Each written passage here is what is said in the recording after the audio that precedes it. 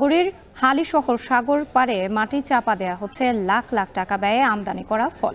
বিস্তারিত জানাতে সেখান থেকে যুক্ত হচ্ছেন সহকর্মী হোসেন জিয়াদ। জিয়াদ, নিলামে বিক্রি না হওয়া ফলের পরিমাণ কেমন?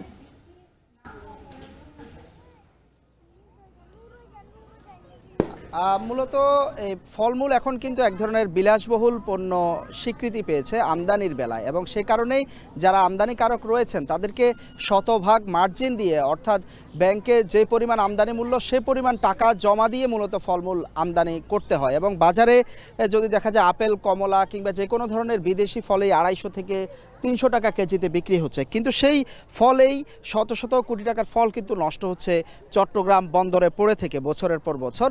শুধু এবারই নয়, এবার 21 কন্টেনার ফলমূল ধ্বংস করা হচ্ছে হালি শহরের যে ডাম্পিং স্টেশন বা ময়লার ভাগাড়, সেখানে আজকে থেকে সেই কার্যক্রম শুরু করছে চট্টগ্রাম কাস্টমস কর্তৃপক্ষ। আজকে প্রথম দিনে 4 কন্টেনার ফলমূল এখানে এই ডাম্পিং স্টেশনে গর্ত করে নিচে ফেলা হবে, যার আমদানি মূল্য 70 লাখ টাকা। এবং আমরা যদি বাজার মূল্য হিসাব করি তাহলে সেই হিসাবে ফলের মূল্য দাঁড়ায় অন্তত 6 থেকে 7 কোটি টাকা। আর এর বাইরে গত 2022 সালে মূলত প্রায় 210 কন্টেনারের মতো এবং 2023 সালে 73 কন্টেনারের মতো ফলমূল, মাছ সহ আমদানি করা বিভিন্ন পণ্য, আদা, রসুন, পেঁয়াজ, যেগুলো বন্দরে পড়ে থেকে পচে যাওয়ায় এই ধরনের ডাম্পিং স্টেশনে এনে ফেলা হয়। মূলত এই ফলগুলো আমদানির পর নানান কারণে যিনি আমদানি করেছেন, আমদানিকারক তিনি ছাড় করান না, অর্থাৎ বন্দর থেকে খালাস নেন না। সেক্ষেত্রে 45 দিনের মধ্যে যদি ফলমূল বা যে কোনো পণ্য খালাস নেওয়া না হয়, সেটি মূলত নিলামে উঠিয়ে বিক্রি করার কথা। কিন্তু নিলামে যখন উঠানো হয় তার আগে বেশ কিছু আইনি ধাপ পার করতে হয়, এবং নানান সময় দেখা যায় যে আমদানিকারকরা এরই মধ্যে হাইকোর্ট কিংবা যে কোনো কোর্টে সেই পণ্যটি নিয়ে তারা মামলা ঠুকে রেখেছেন, এবং সেই মামলা শেষ হতে হতে দীর্ঘ 2 বছর, 3 বছর, 5 বছর, 6 বছর পর্যন্ত লেগে যায়।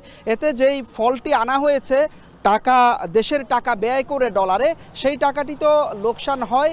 পাশাপাশি চট্টগ্রাম বন্দরে দীর্ঘদিন এই ফলের যে কন্টেনারগুলো কিংবা পেঁয়াজ, রসুন, আদার কন্টেনারগুলো শীততাপ নিয়ন্ত্রিত, সেখানে আগুনের সংযোগ দিতে হয়, সেই কন্টেনারের ভাড়া রয়েছে, ড্যামারেজ রয়েছে, ফলে সব মিলিয়ে আসলে বিশাল অঙ্কের রাজস্ব যেমন সরকার হারায়, তেমনি অনেক টাকা ক্ষতি হয়। বিডার এবং যারা ব্যবসায়ী তারা বলছিলেন যে আইনি জটিলতা দূর করে, প্রয়োজনে আইন সংশোধন করে হলেও এইভাবে যাতে দেশের টাকা ব্যয় করে আমদানি করা যেসব পণ্য সেগুলো যাতে নষ্ট না হয়, ডলার যাতে ব্যয় না হয়, সেজন্য আইন সংশোধন করে অন্তত দ্রুত নিলাম করার দাবি জানিয়েছেন বিডাররা।